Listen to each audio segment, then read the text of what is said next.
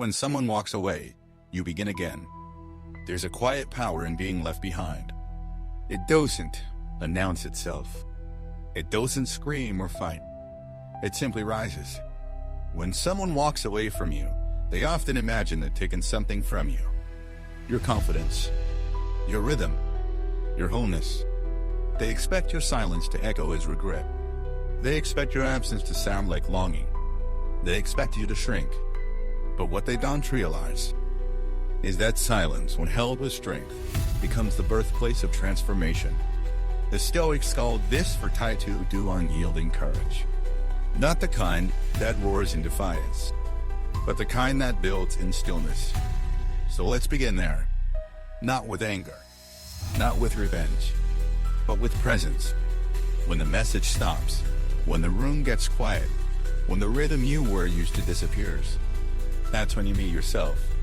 Most people run from that silence. They fill it with scrolling, with noise, with the desperate urge to be seen again. But the Stoic doesn't run. He stays. He lets the silence become a sanctuary, not a sentence. Because real strength isn't shown when the audience is cheering. It's revealed in the moments no one sees. When the door closes, when no one's calling, when the world forgets your name. That's when the work begins. And yes, it hurts at first. You'll reach for your phone without thinking. You'll replay what went wrong. You'll imagine what you'd say if you had one more chance. But don't resist the discomfort. Use it. Breathe into it. Listen to what it's teaching you. Because beneath the ache is awakening. You start to see clearly. Not just what they did, but what you allowed.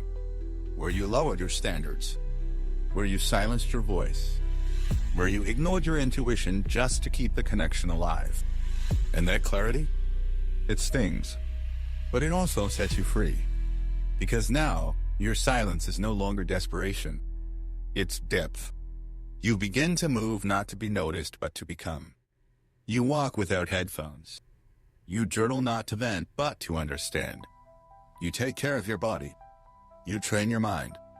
You sharpen your soul. Not for them. For you. This isn't a performance. It's a reclamation. You stop trying to be heard by them and start listening to yourself. That's when the shift happens. You become someone they never stayed long enough to meet. Not because you changed to impress them, but because you return to the parts of yourself they never truly saw. The version of you who doesn't beg for closure, who doesn't chase apology, who doesn't break to be rebuilt. You build. Quietly. Deliberately. Unapologetically. And maybe they'll notice one day. Maybe they'll scroll, hear about you, or catch a glimpse of your evolution. But by then, it won't matter. Because you won't need them to see it. You'll already be it. This is how you become the one they regret letting go. Not by shouting. Not by glowing up to be seen. But by evolving into someone who no longer fits within the world they once knew. So ask yourself, am I filling the silence with noise? Or am I letting it become my sanctuary? Am I reacting to their absence? Or responding to my own awakening? Because there's a moment when you stop asking, will they come back? And you start asking, what am I building while they're gone? Let them wonder. Let them check. Let them sit with the quiet they left behind. Meanwhile, you're not waiting. You're rising. Not colder, but more rooted. Not louder, but more deliberate. Because not everyone who walks away deserves from -0 access to your becoming. This isn't about proving them wrong. It's about proving yourself inevitable. Let the silence become your structure. Let the loss become your launch point. Let this be the chapter where you stop shrinking and start sculpting. You don't need to be understood. You need to be reborn.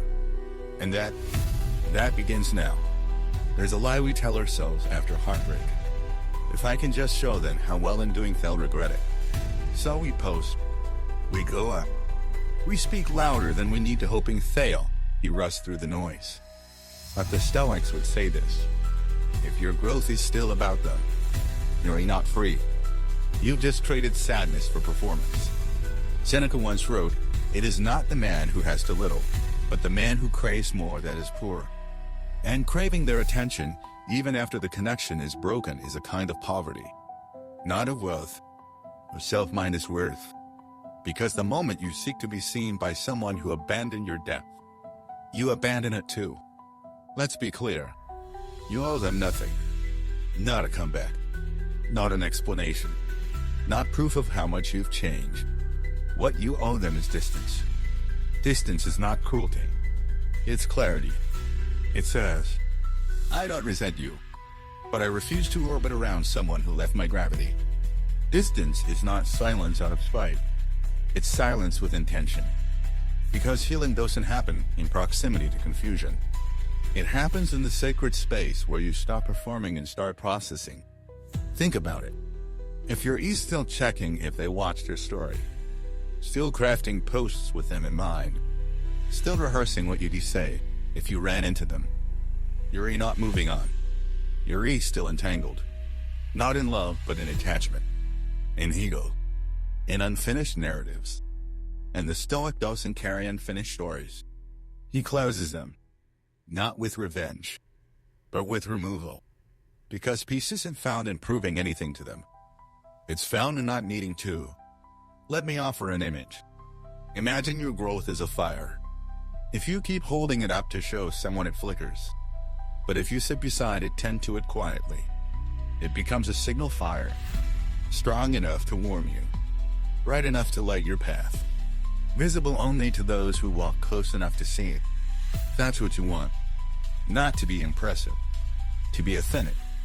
And authenticity doesn't shout across timelines.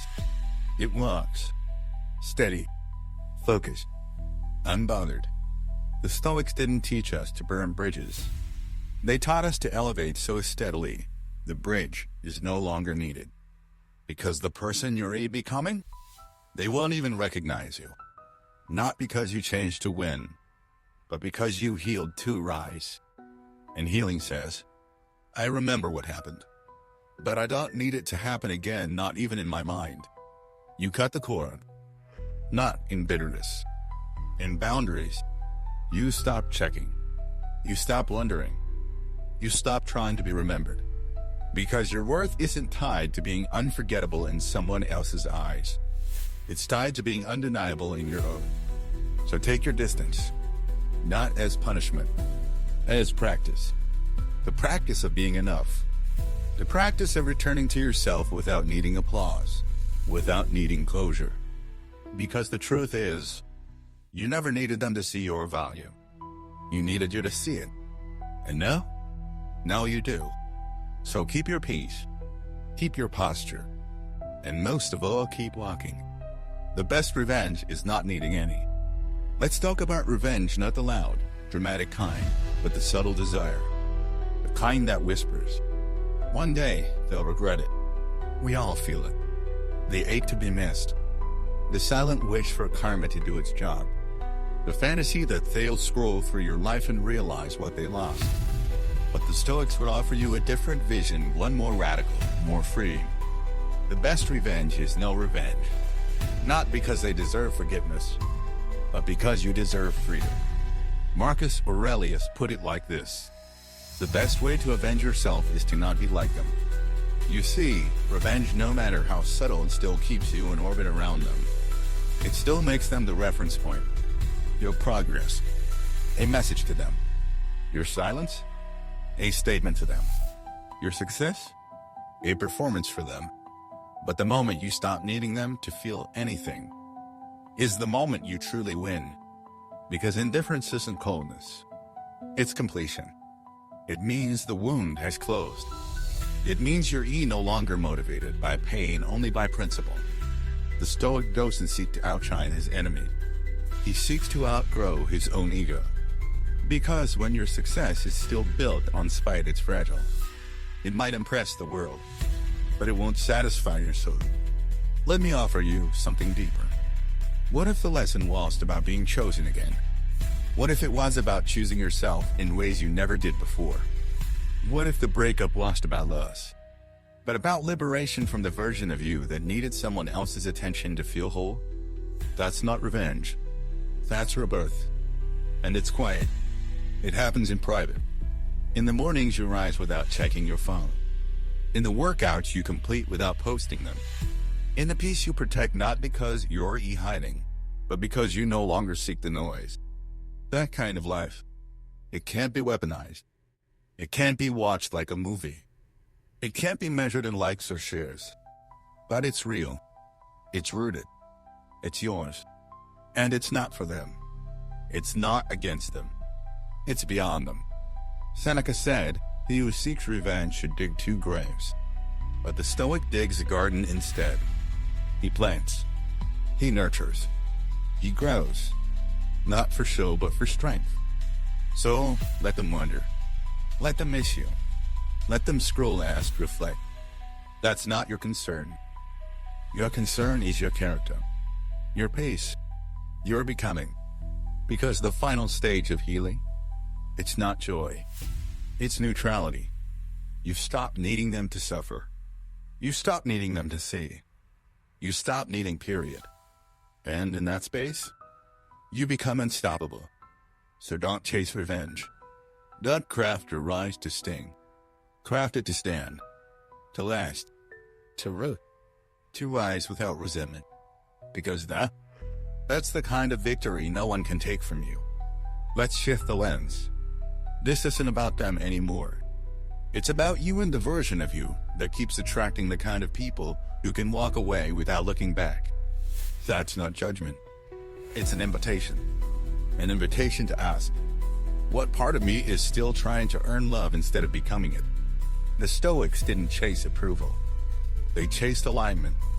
Seneca said, until we have begun to go without them, we fail to realize how unnecessary many things are. And sometimes, the most unnecessary thing is validation from someone who never saw your soul. So the work now is to become unabandonable. Not because everyone stays, but because you no longer leave yourself behind to keep someone else around. Abandonment hurts most when you've made someone else the center of your worth. But when you are your own center, people can leave, but they no longer take you with them. That's what it means to be grounded. It means you stop asking, was I enough? And you start asking, why was I still shrinking? Because the truth is, abandonment doesn't begin when someone walks away. It begins when you start bending too far, staying too long, silencing too often. And that's not love. That's fear, dressed as loyalty. The Stoic doesn't serve fear. He serves truth. So now, the question becomes, what would it look like to build a life so full, so rooted, so self-minded, respecting, that the idea of someone leaving no longer rattles your core? It looks like this. You start keeping promises to yourself. You stop negotiating your boundaries for temporary comfort. You move your body not to impress, but to honor it. You feed your mind so your standards rise with your knowledge. Use it in silence so you can hear what your soul has been trying to say. And you stop outsourcing your wholeness to someone else's presence. That's not independence. It's intimacy with yourself. And when that intimacy grows, everything changes. You no longer fear rejection because you no longer fear solitude. You no longer tolerate inconsistency because you become consistent with yourself. You no longer chase closure because your clarity has closed the door. You become so grounded that love is no longer a transaction. It's an extension. Something you give, not because you're trying to fill a void, but because you've already filled it. And now you're sharing the overflow. That's what the Stoic teaches us. Don't just heal from abandonment. Rise so solid that abandonment becomes impossible. Because the next person who comes into your life, they won't meet the version of you that clings or begs. They'll meet someone calm, clear, centered. And if they stay, it's not because you chased. It's because your peace is magnetic. And if they leave, you'll nod, close the door, and return not to pain, but to purpose. Because you've become the kind of person that even you would never leave. We often confuse detachment with coldness. We think that to be stoic is to feel less, care less, want less. But that's not detachment. That's avoidance. True detachment, real Stoic detachment, is not about numbing your heart. It's about loving deeply without losing yourself. Epictetus said, "Keep your will in harmony with nature, and you will never be poor, never be angry, never be in turmoil." He didn't mean detach from people. He meant detach from the illusion that people are yours to control. And that is the core of freedom. Because most heartbreak isn't caused by the person leaving. It's caused by our attachment to how they were supposed to stay, our story about them, our expectations of them, our belief that love should look a certain way, last a certain time, and a certain way. But love, real love, is not possession. It's presence. It says, "I honor what we had. I release what we can't continue. And I trust that letting go is not the same as losing." Detachment doesn't say, "I don't care if you go." It says, "If you go, I won't collapse because I never built my identity around your choice." That's not indifference. That's maturity. Let me offer an image. Imagine holding water in your palm. If you grip too tightly, it spills.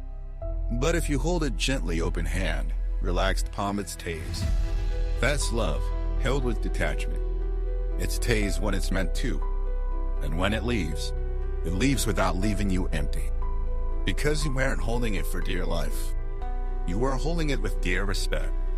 The Stoics knew this. They didn't walk through life closed off. They walked through life with non-minus attachment. With the awareness that everything is borrowed.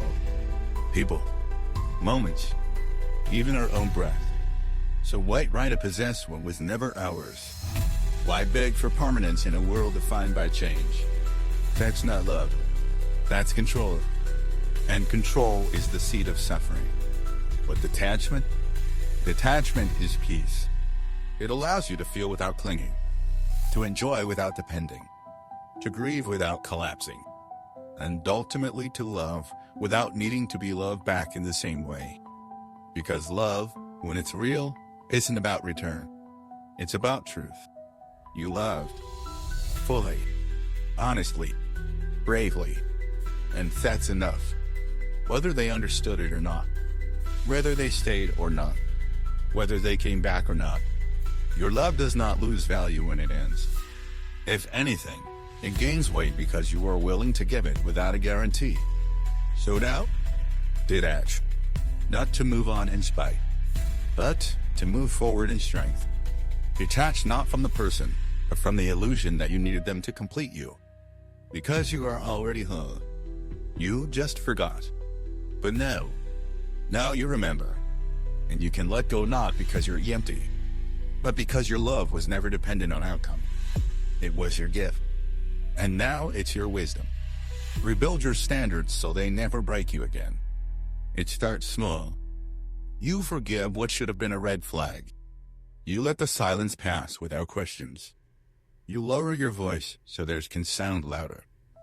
You bend just a little because they had a hard day, because you didn't want to seem too much, because you were afraid they'd do all. And piece by piece, without realizing it, you shrink to fit a space that was never built for your wholeness. That's how we lose ourselves. Not all at once, but in tiny moments where we choose their comfort over our clarity, their validation over our values, their presence over our self-minus respect. And when it ends, when they finally leave, or we're left staring at the cracked mirror of what we become, we don't just grieve the person. We grieve the versions of ourselves we abandoned to keep them. That grief is sharp. It's confusing. It feels like betrayal, not just from them, but from us. Because somewhere deep down, we knew. We knew we were settling. We knew we were staying quiet. We knew we were hoping that love would save us from doing the work of loving ourselves. But here's the gift hidden inside that collapse. You now have a chance to rebuild, this time from truth. Seneca said, "No man is more unhappy than he who never faces adversity, for he is not permitted to prove himself." And this is your adversity.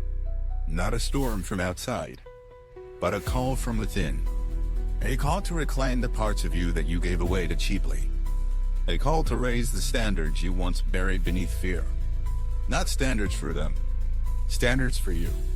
Because healing isn't just about letting go of the pain. It's about asking deeper questions. What did I tolerate that violated my values?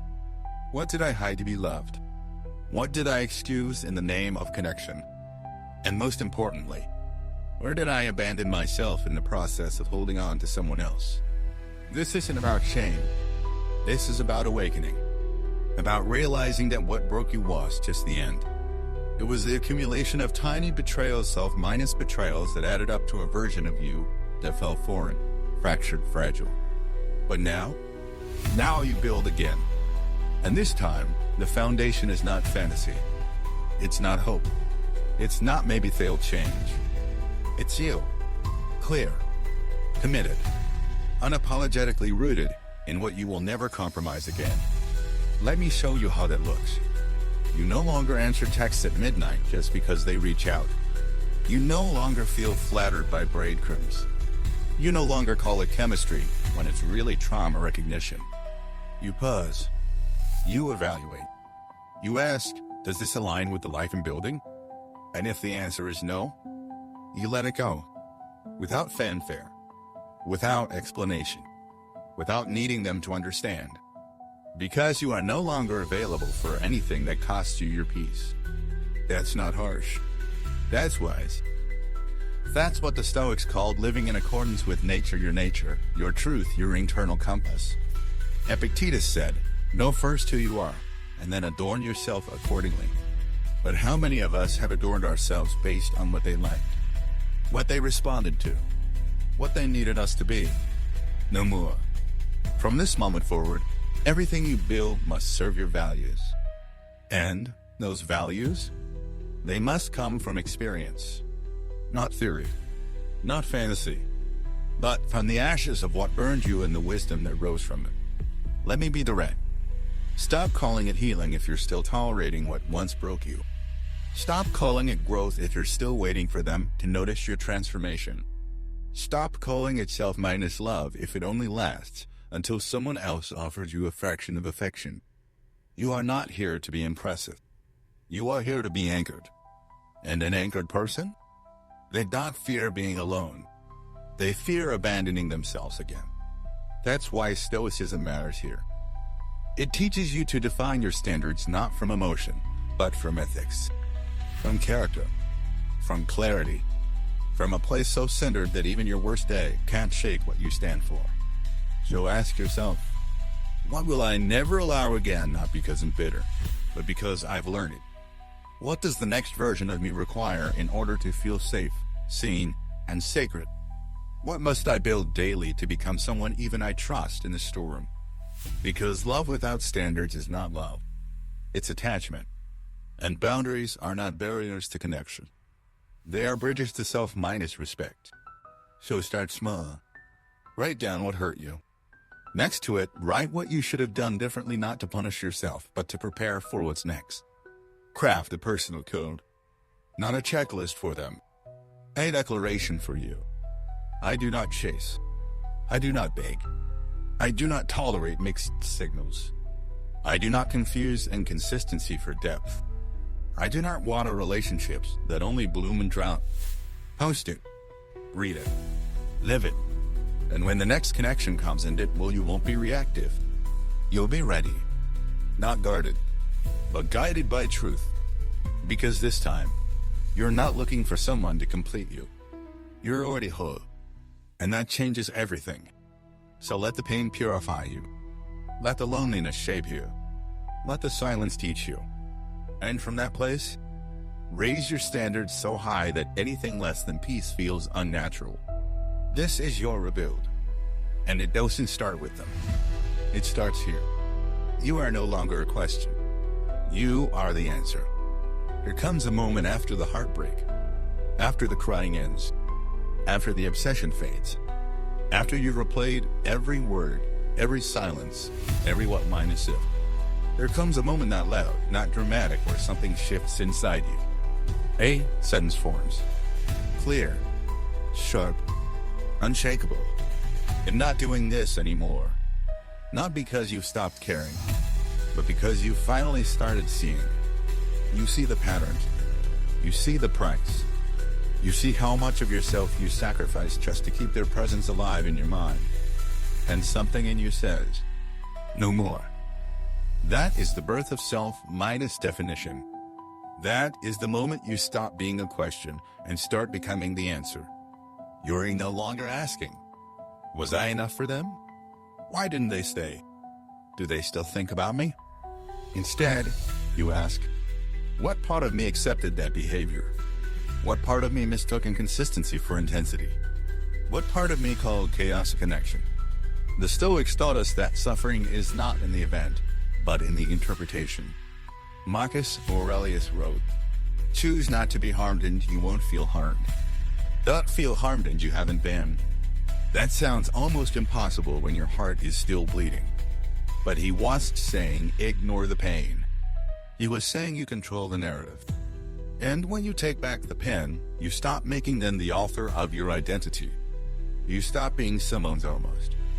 You stop defining yourself by who left and start defining yourself by who stayed you. Let's go deeper. Most of what we call love was really a search. A search to be chosen. A search to be validated. To feel enough. To be seen in our mess and still be held.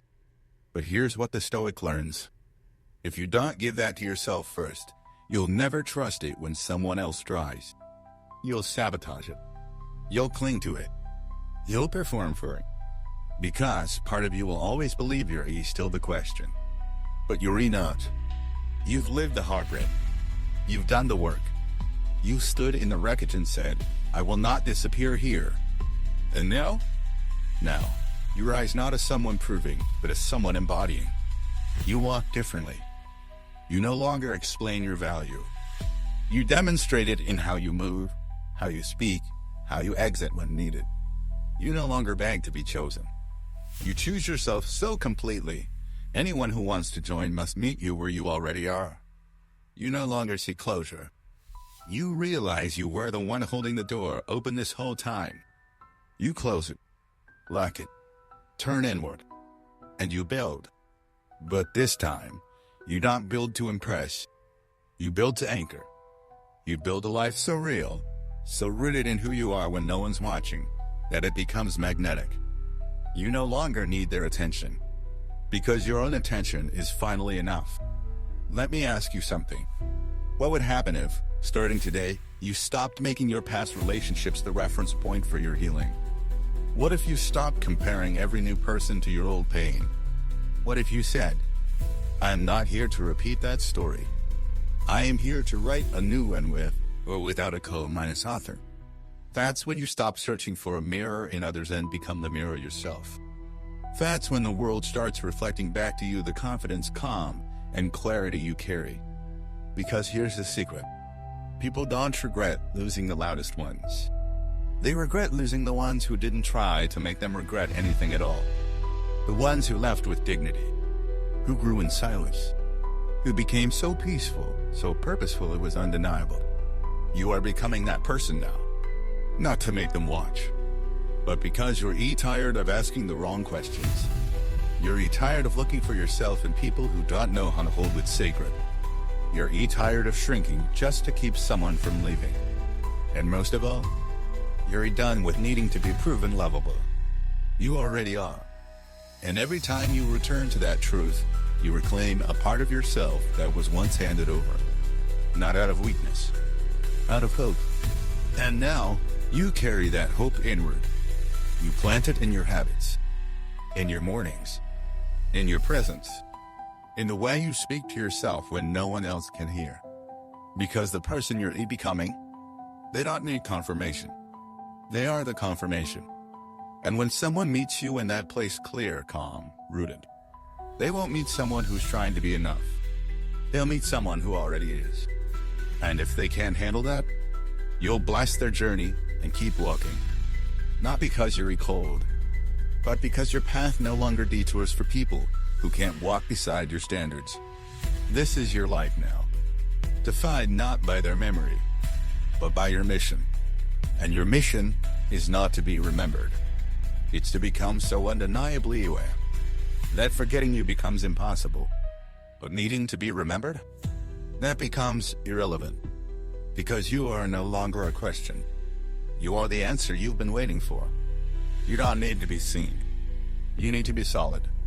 In the early stages of heartbreak, attention feels like oxygen. A like, a text, a glance. Proof that you're not invisible. Proof that they remember. You check. You wait.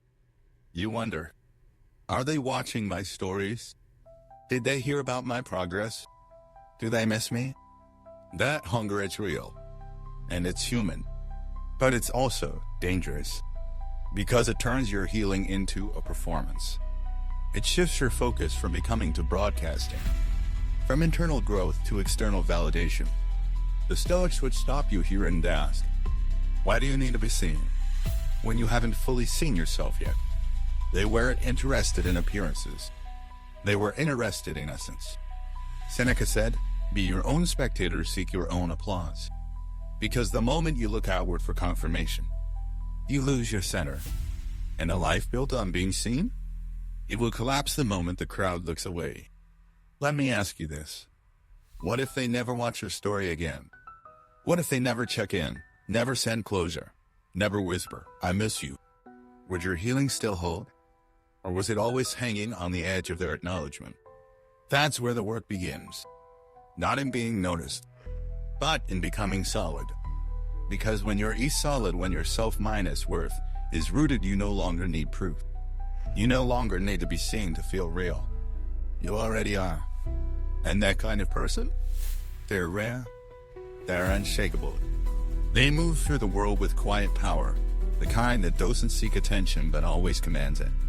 Let me show you how that looks in practice. You stop posting to provoke a reaction. You stop dressing to catch a glance. You stop dropping hints, hoping they'll notice. You don't delete photos to make a point. You don't pause your progress because they haven't checked in.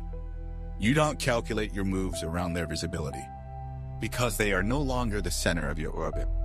You are. That's not selfishness. That's self-minus possession. Marcus Aurelius reminded himself daily. Look within. Within is the fountain of good. Translation?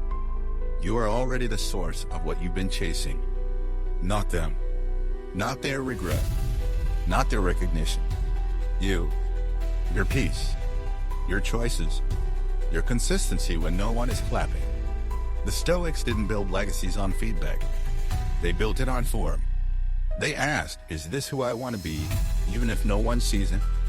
That question, it changes everything. Because when you stop chasing acknowledgement, you create space for authentic evolution. Your mornings become sacred again, not staged. Your workouts become discipline, not display. Your silence becomes strength, not punishment. And slowly, the ache to be seen, it fades, replaced by something deeper. I calm knowing that says, I am no longer performing for the memory of someone who called and handled me. I am no longer dancing for the validation of someone who called and stay. I am no longer writing a script for a character who exited my story. Instead, you write for you. You rise for you. And the irony? The more you stop trying to be seen, the more visible you become. Because real power doesn't need a spotlight. It radiates. It's in your posture, your presence, your stillness in rooms where everyone else is performing. People feel it even if they don't understand it. They ask, what changed? But they can't trace it to any one thing. Because it was the thing. It was a decision. A decision to stop seeking what can't sustain you. A decision to stop making your healing about being remembered. And start making it about becoming irreversibly aligned. That's your work now. Not to be louder. Not to be seen. But to be so grounded, so truthful, so fully you, that even silence becomes a declaration. Even solitude becomes a sanctuary. Even invisibility becomes irrelevant. Because you're not waiting to be witnessed. You're rebuilding in the shadows. Quietly. Relentlessly. With reverence. So if they never look back, so what? They're not your audience. Your future is. Your legacy is. Your highest self is. So keep going. Not for them. For you. Because you don't need to be seen. You need to be solid. The door isn't closed. You've outgrown the house. Closure. We think we need it. A conversation. An apology. A moment that makes it all make sense. We want them to sit across from us, to say the words we rehearsed in our heads. We want to ask, why, and have it answered. We want a clean ending to a messy middle. But the Stoics knew better. They knew that waiting for closure from another is often a clever delay of our own becoming. Seneca wrote, "It is not that we have a short time to live, but that we waste much of it." And there is no time more wasted than waiting for someone to explain what they showed you with silence. Let's get honest. Most people don't walk out with clarity. They drift. They disappear. They leave trails of mixed signals and unfinished sentences. And because we're wired for meaning fill in the blanks. We make up stories. We imagine they're just confused. We tell ourselves if we had done this one thing differently, maybe they'd still be here. But here's what the Stoic knows. Their exit is not a reflection of your worth. It's a reflection of your incompatibility with their current capacity. And if they can't stay, can't communicate, can't honor the connection, that's your clarity. That's your closure. It doesn't come from their mouths. It comes from your discernment. Let me offer you a shift in perspective. You don't need to close the door on that chapter. You've already outgrown the entire house. The version of you who tolerated their inconsistency. Gone. The version of you who stayed for potential. Buried. The version of you who measured your value by their presence. Evolved. You're not waiting by the door anymore. You're rebuilding something new on different soil, with different materials, for a different kind of life. One where truth isn't optional. Where silence isn't romanticized. Where you don't chase confusion hoping it will mature into clarity. You're not angry. You're not bitter. You're just done bending yourself into shapes for people who can't see your architecture. And that's what growth is. Not slamming the door behind you, but realizing you've walked so far past it, it no longer even feels like home. Think about who you were when you met them. What you allowed. What you feared. What you hoped love would fix. Now look at you. Rooted. Refined. Real. Not because of them, but because of what their absence forced you to face. That's the Stoic path, not escape, but engagement with reality. It asks, what did this experience show me about myself? And even more, what am I now refusing to carry into my next season? Because this next version of you, they don't need drama. They don't need fantasy. They don't need people who ghost and come back like seasons. They need stability, not in others but in self. And the most stable you'll ever be is when you stop needing someone else to tie the bow around your past. You do it. You say, this is where it ended. Not because they said so, but because I chose so. You walk away not because it's over, but because you've evolved beyond the question entirely. That's the power of deep healing. You stop asking, do they miss me? And you start asking, what am I doing with the space their absence created? And then, you fill that space with new standards, new rituals, new friendships that don't require you to abandon yourself to be included. Because closure is not a door they hold open. It's a door you close quietly behind you, with love, with grace, with no need to look back. So, if they ever return, and sometimes they do, you won't answer with bitterness. You'll answer with truth. That chapter served me, but I'm reading a different book now. No malice, no revenge, just distance. Because you're not living in that old house anymore. You've outgrown it. And in doing so, you became the architect of a life that doesn't wait to be understood. It simply moves forward. You no longer attract with effort. You attract with energy. Let's be honest. Most of what we think of as attraction, especially after heartbreak, is performance. A subtle showcase. A strategic post. A glow minus up that whispers, "Look at me now." And at first, it feels empowering. You dress better. You speak with confidence.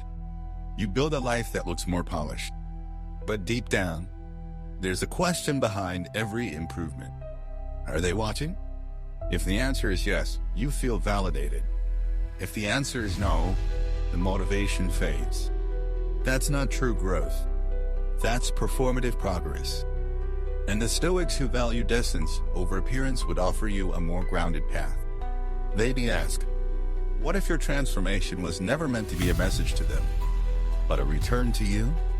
What if attraction isn't something you build to get someone back, but something you radiate when you're finally no longer seeking to be seen? Marcus Aurelius wrote, "Waste no more time arguing what a good man should be. Be one." That line. It's the foundation of real attraction. Not to get anything, but to become something that doesn't need anything to feel whole. Because real attraction is not about seduction. It's about alignment. It's about the silent magnetism of someone who knows who they are even when no one's watching. You felt it. That moment when you walk into a room, say very little, but your energy speaks for you. That's not the result of confidence. That is confidence. But not loud confidence. Rooted confidence.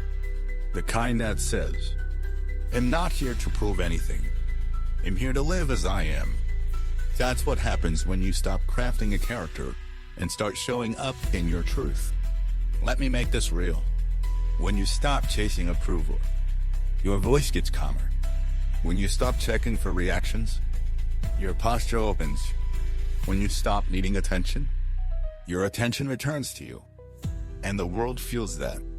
You become attractive not because you're trying to impress, but because your energy is undistorted. You're no longer clouded by anxiety, obsession, comparison. You're present. And presence is rare. Presence is magnetic. Epictetus thought that the wise person doesn't react. He responds. He doesn't reach outward. He cultivates inward stability. And when you do the same, you attract everything that matches your peace. Not because you sought it, but because you stopped seeking what unsettled you. Think about this. Most of your old attraction patterns were rooted in need. The need to feel desired. The need to be chosen. The need to feel seen because you hadn't yet learned to see yourself. So of course you drew in the emotionally unavailable. The chaotic. The ones who saw your light and tried to dim it because it scared them. But now, you're no longer signaling from scarcity. You're irradiating from sovereignty. You walk into a room without needing to be the center because your peace speaks before you do. You look people in the eye not to convince them of your worth, but because you no longer doubt it. You speak less, but your words land deeper because they come from someone who doesn't need to be understood to feel valid. This is the new attraction. Stillness. Clarity. Boundaries that feel like safety, not walls. And ironically, this is when people start noticing. Not the old ones. The right ones. The ones who've done their own work. The ones who recognize what it took for you to carry yourself this way. But by then, you're not doing it for them. You're not even thinking about being seen. You're just living a life so in sync with your own values that you attract not by effort, but by energy. So stop asking, what will they think? Start asking, does this honor the version of me I'm becoming? Stop asking, will this get their attention? Start asking, does this reflect my integrity? Because every time you shift your intention from external approval to internal alignment, you level up the vibration of everything you draw toward you. Jobs, friends, lovers, they no longer enter your life through manipulation. They enter through resonance.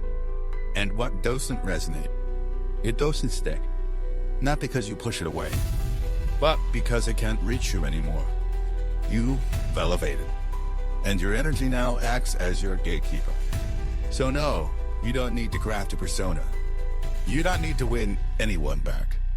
You don't even need to be seen. You just need to become, quietly, daily. relentlessly. And when you do, you stop attracting people who are drawn to your light but can't hold it. And you start attracting people who carry light of their own. People who don't complete you. They meet you because you no longer attract from a wound. You attract from a whole self.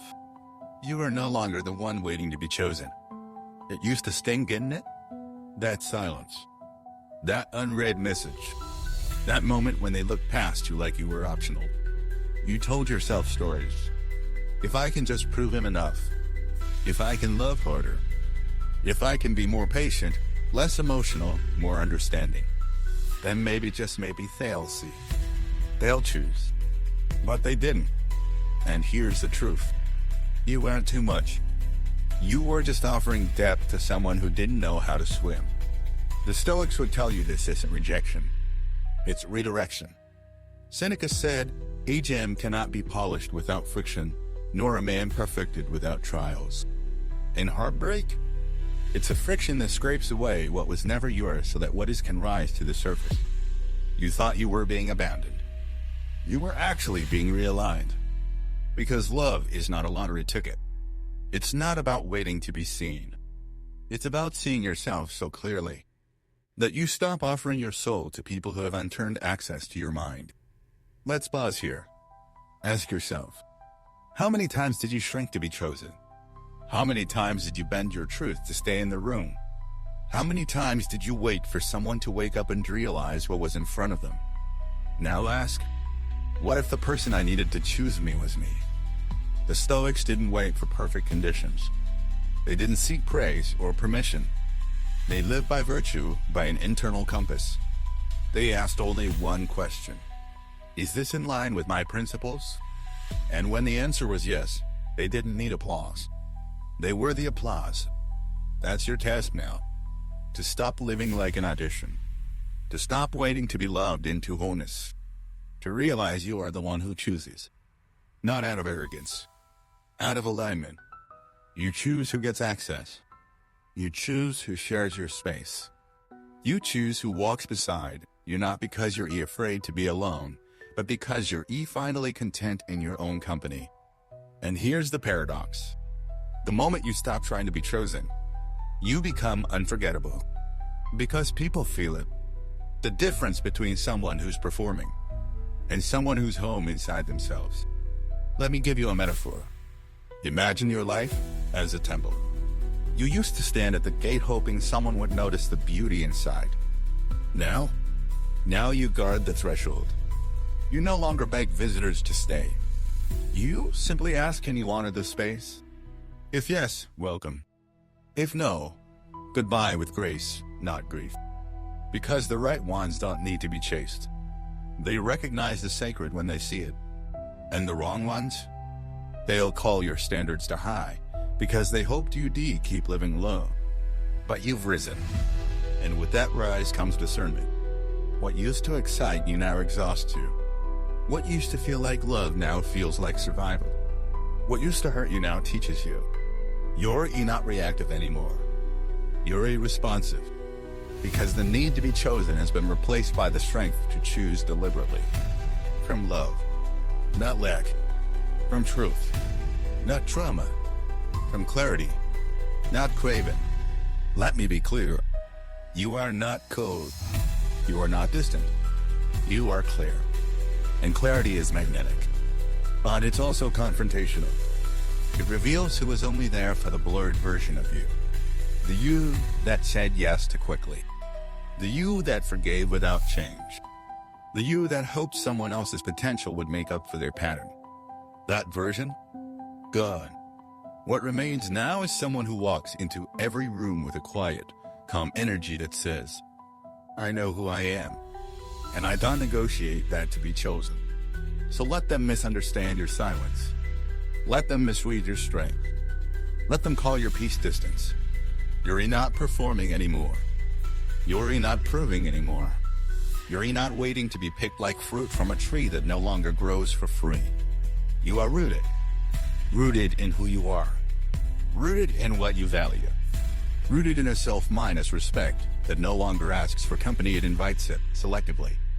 This is the new you. Not the one hoping to be enough, but the one who already is.